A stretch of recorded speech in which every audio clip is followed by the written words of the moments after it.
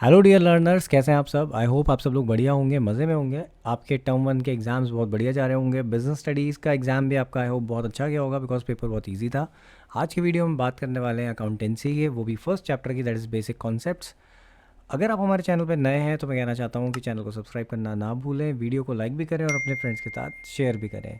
So first chapter जो है हमारा, that is accounting for partnership firms, basic concept. So as you can see, यहाँ पे nature of partnership के बारे में लिखा है कि when to or more person joins hand to set up a business and share its profits and losses, they are said to be in partnership.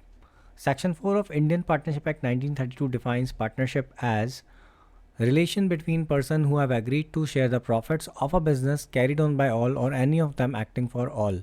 तो ये इसकी डेफिनेशन है एज पर section 4 of Indian partnership act 1932। So यहाँ पर आपको ये चीज़ clear होनी चाहिए, इसकी डेफिनेशन क्या है। यहाँ से क्वेश्चन अगेन आपसे पूछा जा सकता है डेफिनेशन से रिलेटेड, और इवन प्रॉफिट एंड लॉस से रिलेटेड भी कई बार क्वेश्चंस होते हैं। मैंने जो वीडियो पोस्ट किया था इंपॉर्टेंट एमसीक्यूज़ वाला, उसमें भी आपको उस टाइप के क्वेश्चंस मिल जाएंगे जो इस चैप्टर से रिलेटेड है।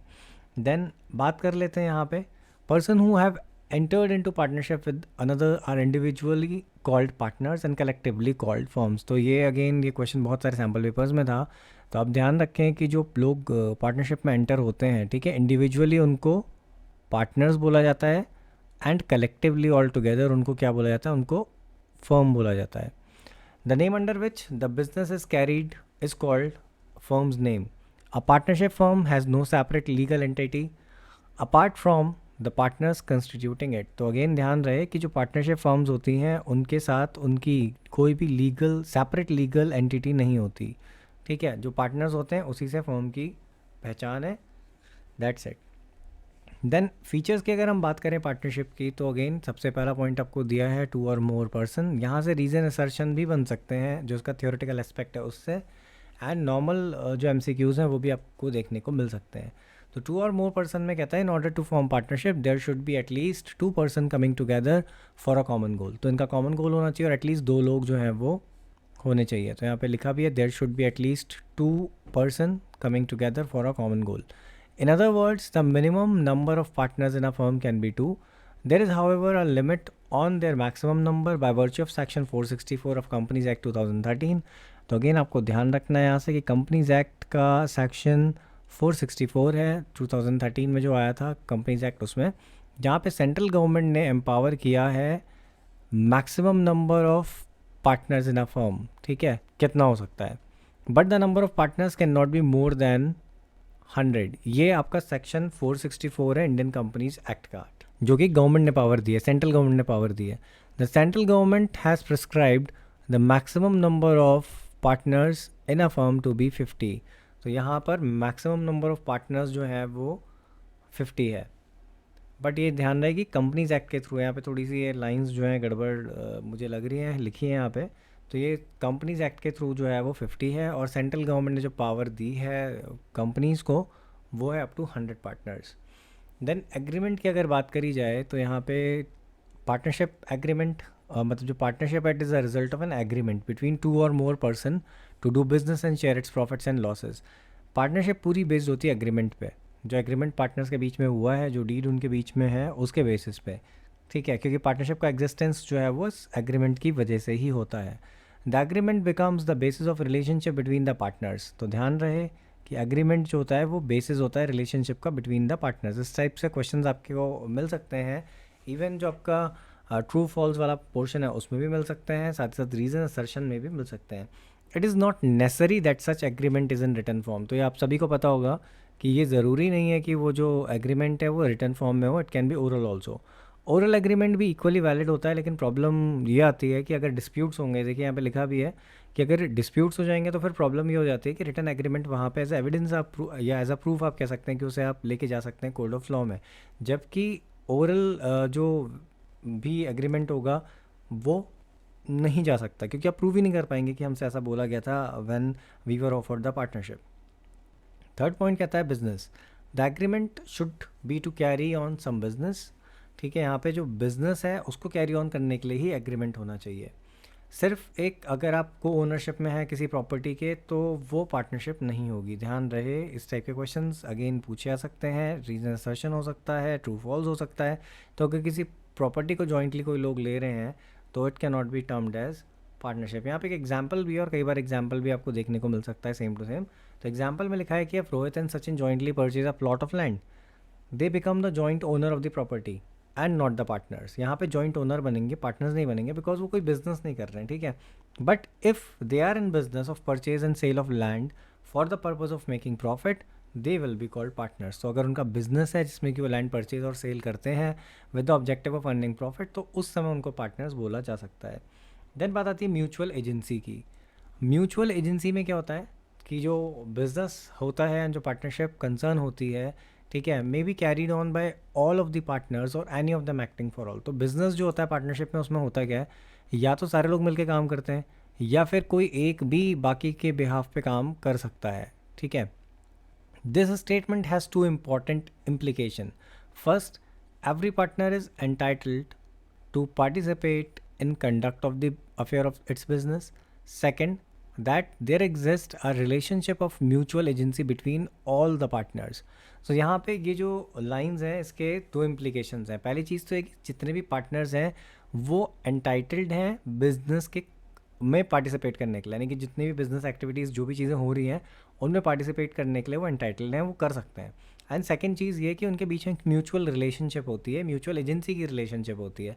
इसका मतलब सिंपल सा होता है कि हर एक पार्टनर जो होता है वो एक दूसरे के लिए क्या होता है, ईच पार्टनर, यहाँ पे देखिए लिखा भी है, carrying on the business as the principal as well as the agent for all the other partners. यानी कि वो प्रिंसिपल भी होता है और वो एजेंट भी होता है। यहाँ पे कहने का मतलब है खुद को भी रिप्रेजेंट कर रहा है और पूरी फर्म को भी रिप्रेजेंट कर रहा है। He can bind other partners by his act and also is bound by act of other partners with regard to business of the firm. तो यहाँ पे वो दूसरे पार्टनर्स को भी अपने एक्ट के थ्रू बाइंड कर सकता है और साथ ही साथ वो खुद भी इन बाउंडेशन होता है कि अगर और पार्टनर्स किसी चीज़ के लिए कमिट करते हैं तो कहीं ना कहीं वो भी उस चीज़ के लिए लाइबल होगा। तो यहाँ पे अगेन ध्यान रहे कि म्यूचुअल जो एजेंसी वाली रिलेशनशिप है वो यहाँ पे रहती है। अब यहाँ पे आगे ये भी लिखा है कि relationship of mutual agency is so important that one can say that there would be no partnership if element of mutual agency is absent. तो अगेन यहाँ से ये लाइन बहुत ही ज़्यादा इंपॉर्टेंट बन जाती है कि आपको ऐसी कुछ लाइन क्या पता एग्जाम में देखने को मिल जाए जहाँ पर आपसे पूछा जाए या आपको रीजन असर्शन में दे दिया जाए कि भाई ऐसा हो सकता है क्या कि अगर म्यूचुअल एजेंसी की फीचर एब्सेंट है तो क्या पार्टनरशिप होगी। तो ध्यान रखिएगा कि पार्टनरशिप उस केस में नहीं हो सकती। देन फिफ्थ पॉइंट आता है sharing of profit. Sharing of profit में क्या है, another important element of partnership is that the agreement between partners must be to share profit and losses of the business. Though the definition contained in Partnership Act describes partnership as a relation between people who have agreed to share the profits of the business, the sharing of loss is implied. तो ध्यान रहे कि यहाँ पे implied condition जो है वो आ जाती है क्योंकि definition में आपको जो दिया है वहाँ पे सिर्फ इतना लिखा है कि it is a relation between people who have agreed to share the profits of the business, लेकिन इसका मतलब ये है कि obviously loss भी वहाँ पर होगा। अब कई बार बच्चे इसमें कंफ्यूज होते हैं कि आखिर ऐसा क्यों है कि वहाँ पे लॉस मेंशन नहीं करा है। तो देखिए उसके दोनों ही एस्पेक्ट हैं। साइकोलॉजिकल इम्पैक्ट भी है कि that when you are offering your partnership to a person, so आप उसको बोल रहे हो कि that he will be joining for the share of profit, क्योंकि आप लॉस बोलोगे तो शायद कोई ज्वाइन ना करे। दूसरी चीज़ ये है कि यहाँ पे एक कॉन्सेप्ट और आ जाता है, वो ये है कि हमेशा जो पार्टनरशिप में पार्टनर्स होते हैं वो ज़रूरी नहीं कि लॉस बेयर करें। जैसे कि आपको माइनर का केस पता होगा, अगर माइनर एक पार्टनर है तो उस केस में क्या होता है, माइनर्स जो है प्रॉफिट शेयर करते हैं लेकिन लॉसेस बेयर नहीं करते हैं, नहीं शेयर करते हैं, इसीलिए वहाँ पे सिर्फ प्रॉफिट्स लिखा गया। तो कभी भी कंफ्यूज मत होइएगा, अगर ऐसा क्वेश्चन आएगा तो इस चीज़ का ध्यान रहे कि वहाँ पे प्रॉफिट ही लिखा होता है, but obviously profit and loss दोनों है। लेकिन हाँ, कहीं पे अगर situation profit and loss profit के बीच में आ जाएगी तो obviously profit will be the correct answer. Liability of partners, each partner is liable jointly with all the other partners and also severely to the third party for all the act of the firm done while he is a partner. तो भाई यहाँ पे liability की अगर बात करी जाए partners की, तो जो अगर कोई भी लाइबिलिटी है थर्ड पार्टी के लिए और वो जब पार्टनर था उस पॉइंट ऑफ टाइम पे वो लाइबिलिटी इनकर हुई है तो वो उसके लिए लाइबल होगा। Not only that, liability of partner for act of the firm is also unlimited. यहाँ पे ध्यान रहे कि यहाँ पे अनलिमिटेड होती है इनकी जो लाइबिलिटीज़ होती हैं वो। This implies that his private assets can also be use for paying off firms डेब्ट। तो यहाँ पे क्योंकि अनलिमिटेड लाइबिलिटी का कॉन्सेप्ट होता है तो इसीलिए प्राइवेट जो भी उसकी प्रॉपर्टी है, एसेट्स हैं, they can be utilize for paying the firm's डेब्ट। देन बात कर लेते हैं हम पार्टनरशिप डीड की। पार्टनरशिप डीड सभी को पता होगा कि पार्टनरशिप डीड क्या होती है, जो पार्टनर्स के बीच में एग्रीमेंट होता है, ठीक है, रिटन फॉर्म में, that is called partnership deed.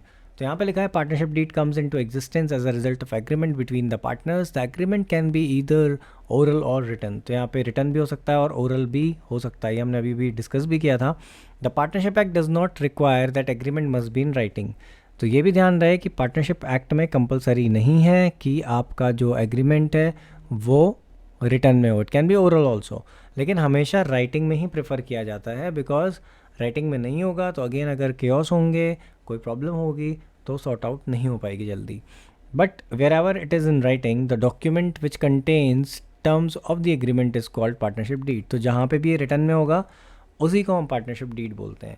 It generally contains the details about all the aspect affecting the relationship between the partners, including the objective of the business, contribution of capital by each partner, ratio in which profits and losses will be shared by the partners, and entitlement of partners, interest on capital, interest on loan, etc. तो ये सारी चीज़ें जो है यहाँ पे इसमें होती हैं पार्टनरशिप डीड में। The clause of partnership deed can be altered with the consent of all the partners. तो अगेन ये बहुत इंपॉर्टेंट लाइन है, ध्यान रहे कि पार्टनरशिप डीड जो है ऑल्टर हो सकती है, यहाँ से भी रीजन असर्शन बन सकता है, केस स्टडी भी हो सकती है। Deed should be properly drafted and prepared as per the provision of stamp act. तो ध्यान रहे कि डीड जो है वो प्रॉपरली ड्राफ्टेड होनी चाहिए, प्रिपेयर होनी चाहिए, किसके प्रोविजन के हिसाब से, स्टैम्प एक्ट के हिसाब से। 1899 में इंडियन स्टैम्प एक्ट जो है वो यहाँ पे एप्लीकेबल है। देन यहाँ पे नीचे आपको कंटेंट्स दिए गए हैं पार्टनरशिप डीड के, जिसमें कि आप देख सकते हैं कि कौन कौन सी चीज़ें जो हैं वो आती हैं। उसके बाद आती है बात provision of partnership act relevant accounting की, कि अगर पार्टनरशिप अकाउंट्स हैं तो उनको कैसे ट्रीटमेंट होगा। प्रॉफिट एंड लॉस शेयरिंग की बात करी जाए सबसे पहले, profit sharing ratio. If partnership deed is silent about profit sharing ratio, the profit and losses of the firm are to be shared equally by partners irrespective of their capital contribution in the firm. तो भाई अगर यहाँ पे partnership deed नहीं है तो profit and loss sharing ratio जो होगा that will be equal. Interest on capital की अगर बात करी जाए तो इंटरेस्ट ऑन कैपिटल नहीं मिलेगा। No partner is entitle to claim any interest on capital contributed by him, the firm, as a matter of right. However, interest on capital can be allowed when it is expressly agreed to by the partners. Thus, no interest on capital is payable if partnership deed is silent on the issue. तो अगर partnership deed silent है तो भाई ये नहीं होगा। अगर हाँ agree किया है partners ने then वो मिल सकता है। Then interest on drawing की अगर बात करी जाए तो no interest on drawing is to be charged on the drawing made by the partner if there is no mention in the deed. अगर deed में नहीं है तो ये चीज़ नहीं होगी। Then interest on loan if any, partner ने अगर कोई एडवांस किया है फर्म को, कुछ लोन दिया है, तो उस केस में उसको इंटरेस्ट मिलेगा लोन पे at the rate 6% per annum. Remuneration की बात करी जाए, फर्म के वर्क से रिलेटेड सैलरी ऑफ पार्टनर या कुछ भी, तो यहाँ पे again the thing is that कि किसी पार्टनर को कोई भी सैलरी नहीं मिलेगी अनटिल एंड अनलेस वो पार्टनरशिप डीड में मेंशन करी गई हो।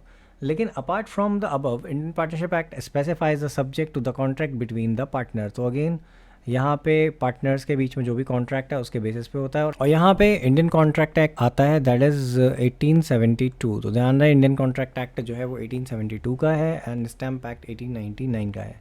सो यहाँ पे कुछ कंडीशंस हैं, ऐसा भी सैम्पल पेपर में देखने को मिला था, बहुत सारी बुक्स में नहीं है।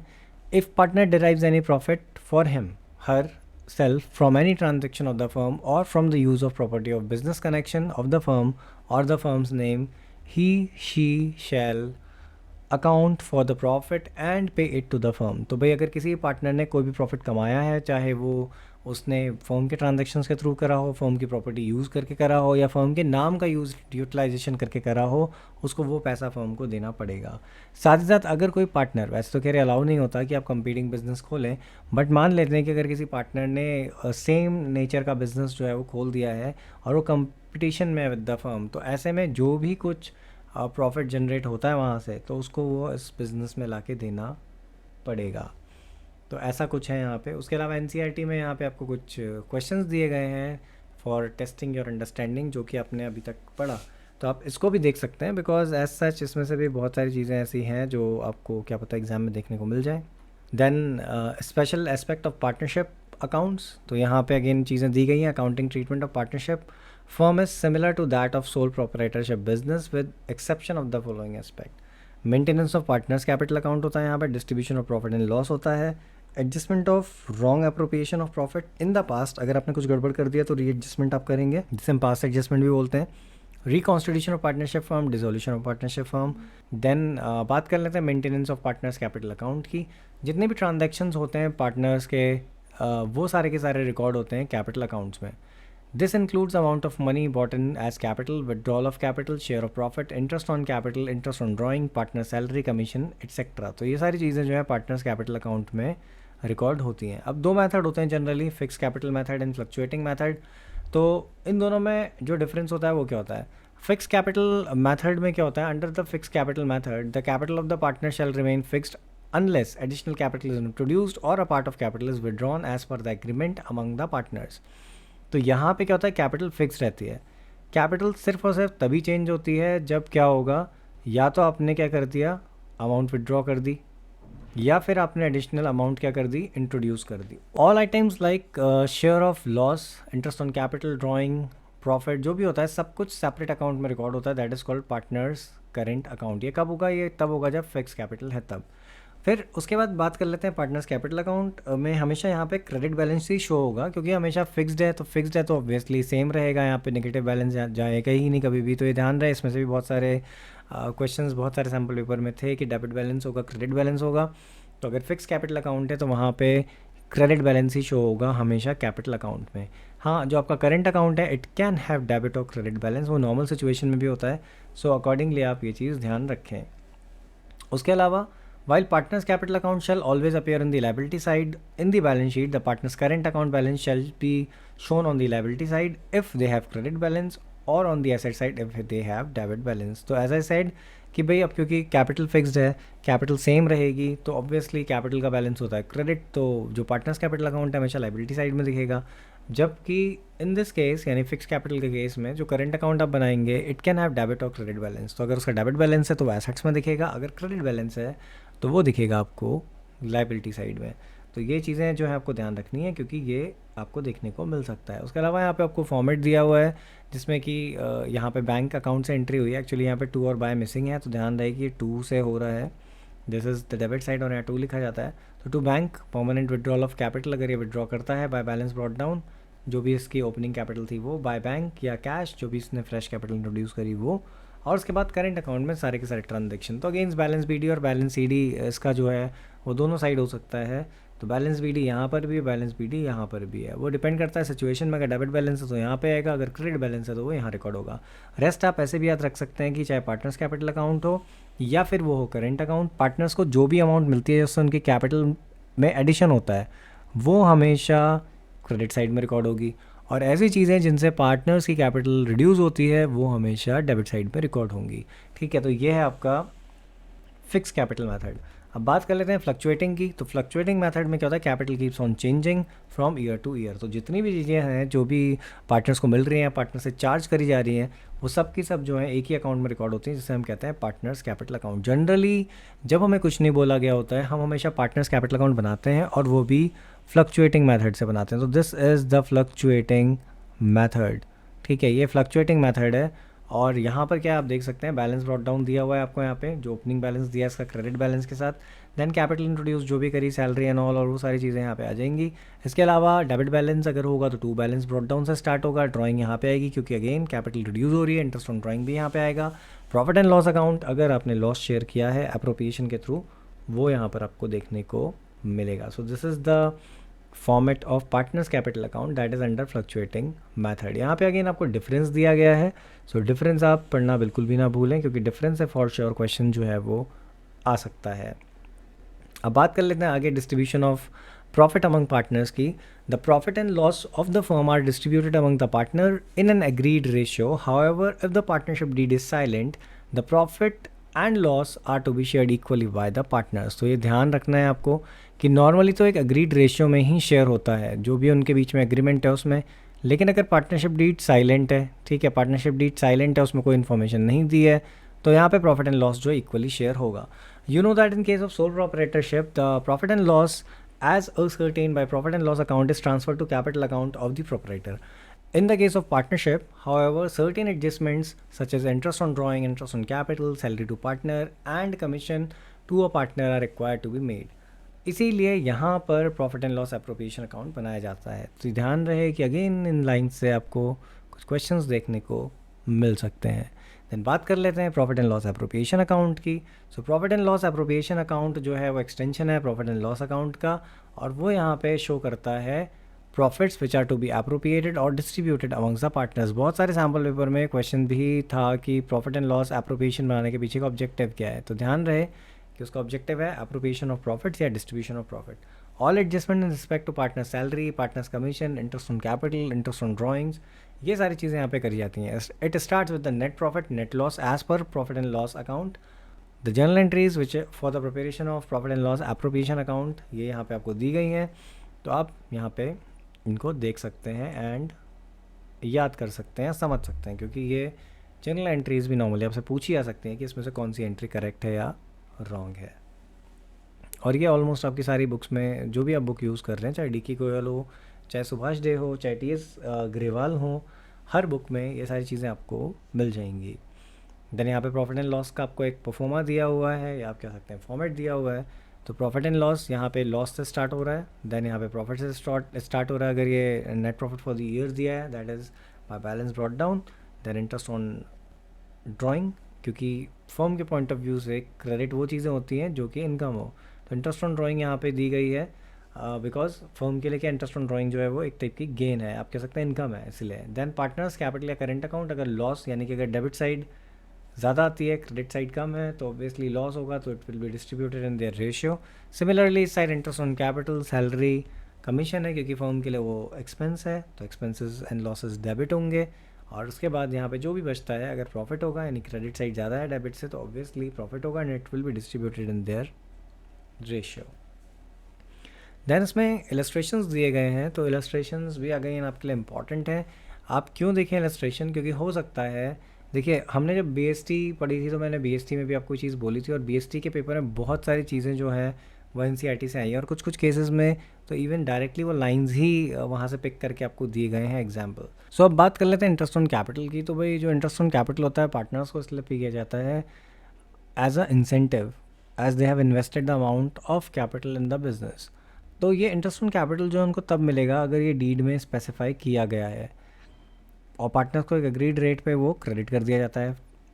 अब ये क्या होता है, इसमें टाइम रेफरेंस भी होता है, बिकॉज जिस अमाउंट पे आप कह सकते हैं जिस टाइम पीरियड के लिए वो अमाउंट इन्वेस्ट करी गई थी बिजनेस में, उस बेसिस पे फर्म जो होती है उसको इंटरेस्ट देती है। जनरली ये एक फाइनेंशियल ईयर में होता है। इंटरेस्ट ऑन कैपिटल दो सिचुएशन में जो है वो प्रोवाइड किया जाता है। पहली situation, when the partners contribute unequal amount of capital but shares profit equally. जब पार्टनर क्या करते हैं, कंट्रीब्यूट करते हैं अनइक्वल अमाउंट ऑफ कैपिटल, और profit and loss sharing ratio equal होता है। लेकिन बहुत सारे सैम्पल पेपर में ऐसा भी दिया गया था कि उनकी कैपिटल क्या इक्वल है, मान लेते हैं 5 लाख ईच है, और प्रॉफिट शेयरिंग रेशो भी 1:1 है। सो यहाँ पे ज़रूरी ही नहीं है कि उनको इंटरेस्ट ऑन कैपिटल मिले, क्योंकि भाई उनको प्रॉफिट शेयरिंग रेशो भी इक्वल है, उनकी कैपिटल भी सेम है, तो इंटरेस्ट ऑन कैपिटल उनको उस केस में नहीं मिलेगा। तो ऐसे बहुत सारे क्वेश्चंस हैं, बहुत सारे सैम्पल पेपर्स में हैं, ध्यान रखिए, क्योंकि और जो प्राइवेट पब्लिशर्स की बुक हैं उनमें वो चीज़ें नहीं मेंशन करी गई हैं। तो यहाँ से भी क्वेश्चन आपको देखने को मिल सकता है। यहाँ पे एक लाइन और लिखिए कि interest on capital is calculated with due allowance for any addition or withdrawal of capital during the accounting period. तो ऑब्वियसली आप सभी को पता है कि एक अकाउंटिंग पीरियड में जितनी बार भी कैपिटल विड्रॉ होगी या एडिशन होगा, तो वहाँ पर भी इंटरेस्ट अकॉर्डिंगली प्रोवाइड किया जाता है। जैसे यहाँ पे एक एग्जांपल आपको दिया भी है कि जो मंसूर एंड रेशमा है, पार्टनर्स हैं फर्म में, उनकी कैपिटल जो है 2 लाख एंड 1,50,000 है ऑन 1 अप्रैल 2019। मंसूर ने इंट्रोड्यूस करी additional capital of rupees 1 lakh on August 1, 2019। तो अप्रैल 1 से लेके 31 जुलाई तक का जो इंटरेस्ट मिलेगा वो मिलेगा 2 लाख पे मंसूर को, और उसके बाद जो एडिशनल कैपिटल आई है 1 लाख रुपीज़ की, वो ऐड होने के बाद उस पर इंटरेस्ट मिलेगा। अब आप यहाँ पे देख भी सकते हैं इसने क्या किया है, इसने जो ओपनिंग बैलेंस था कैपिटल का उस पर यानी कि 2 लाख पे पूरे ईयर का दे दिया है। अब हो सकता है आपने इसको थोड़ा डिफरेंटली किया हो, यहाँ पे ऐसा भी हो सकता था कि आपका जो नंबर ऑफ मंथ थे, अप्रैल, मई, जून, जुलाई, 4 मंथ्स थे, तो जो 2 लाख था ना, इस पर आप क्या कर सकते थे, 4 मंथ्स के लिए भी निकाल सकते थे। 2 lakh into 6/100 into 4/12। Similarly 1 lakh add होने के बाद कितनी अमाउंट हो गई, 3 लाख हो गई। तो बचे हुए 3 लाख पे क्या होता, फिर मिलता और कितने टाइम के लिए मिलता, रिमेनिंग 8 मंथ्स के लिए। तो 3 लाख इंटू 6/100 इंटू 8/12। सो इस बेसिस पे भी यहाँ पे कैलकुलेशन हो सकती थी, उनका एडिशन फिर सेम ही आता।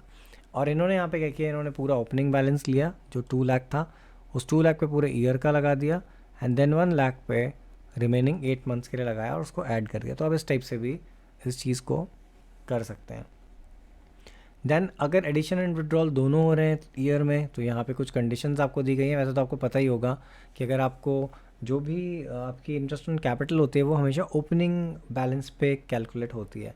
तो ओपनिंग बैलेंस कैसे निकालते हैं ये आप सभी को पता होगा कि अगर आपको capital at the and the हुई है, ड्राइंग्स दी हुई हैं, तो आप क्या करेंगे, ड्राइंग्स को वापस ऐड करेंगे। अगर कोई एडिशनल कैपिटल दी गई थी जो इंट्रोड्यूस हुई है तो उसको आप माइनस करेंगे।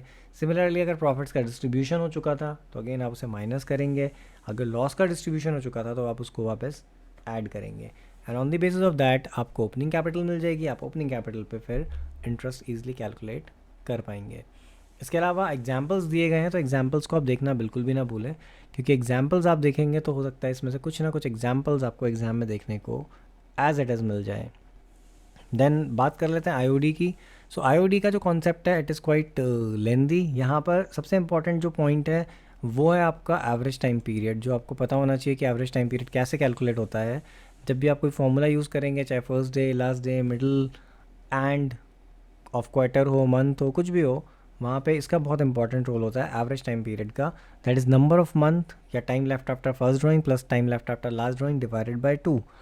इससे रिलेटेड जो वीडियो है वो आपको डिस्क्रिप्शन में मिल जाएंगे, उसमें मैंने ऑलरेडी एक्सप्लेन किया है, आप उन वीडियोस को देख सकते हैं और वहाँ से आपको एक कॉन्सेप्ट जो है ईजिली क्लियर हो जाएगा। उसके अलावा आई बटन पे अगर आप क्लिक करेंगे तो भी आपको मिल जाएगा, बट डिस्क्रिप्शन में आपको सारे के सारे लिंक मिल जाएंगे, तो आप डिस्क्रिप्शन को रेफ़र कर सकते हैं। देन यहाँ पे आपको सारी इन्फॉर्मेशन इससे रिलेटेड दी गई है। यहाँ पे कुछ आपको स्पेसिफिक जो भी एग्जांपल्स हैं वो दिए गए हैं, आप इनको देख सकते हैं। उसके बाद आते हैं हम नीचे नेक्स्ट पॉइंट में हमारे, that is guarantee of profit to a partner. यहाँ पे भी कुछ सेम टाइप का एग्जांपल आपको दिया हुआ है, तो आप एग्जांपल को देख सकते हैं, कंसिडर कर सकते हैं। एंड गारंटी ऑफ प्रॉफिट में आपको एक चीज़ ध्यान रखनी है, बस ये कि जिसको आपने गारंटी दी है, सपोज़ अगर यहाँ पे इस एग्जांपल में मैंने आपको बताया कि किसी को गारंटी मिली है ऑफ ₹25,000, तो किसी भी हाल में 25,000 से कम नहीं होना चाहिए। 25 से ज़्यादा शेयर अगर मिल रहा है तो मिल सकता है, अगर इसे 26 मिल रहा है मिलेगा, अगर 30 मिल रहा है मिलेगा, 25,500 मिल रहा है तो भी आप दोगे, कोई भी आप चेंजेस नहीं करोगे, बट इससे कम नहीं मिलना चाहिए। अगर इससे कम मिल रहा है तो अगेन वो पर्सन बेयर करेगा जिसने गारंटी दी है। अगर दोनों ने गारंटी दी है तो दोनों अपने प्रॉफिट शेयरिंग रेशियो में उसको बेयर करेंगे। इससे रिलेटेड वीडियो भी ऑलरेडी आपको डिस्क्रिप्शन में मिल जाएगा, आप उसे देख सकते हैं और गारंटी ऑफ प्रॉफिट को फिर ईजिली आप समझ पाएंगे। यहाँ पे कुछ एग्जांपल्स इसके दिए हुए हैं, सो अगेन आप एग्जांपल्स को देख के समझ सकते हैं। उसके अलावा इस चैप्टर का जो एक इम्पॉर्टेंट पॉइंट है वो है पास एडजस्टमेंट्स। सो पास एडजस्टमेंट्स भी अगेन है क्या कि एक काफ़ी लेंदी टॉपिक है, इसका भी डिस्क्रिप्शन में आपको मैं लिंक प्रोवाइड कर दूंगा, आप देख सकते हैं।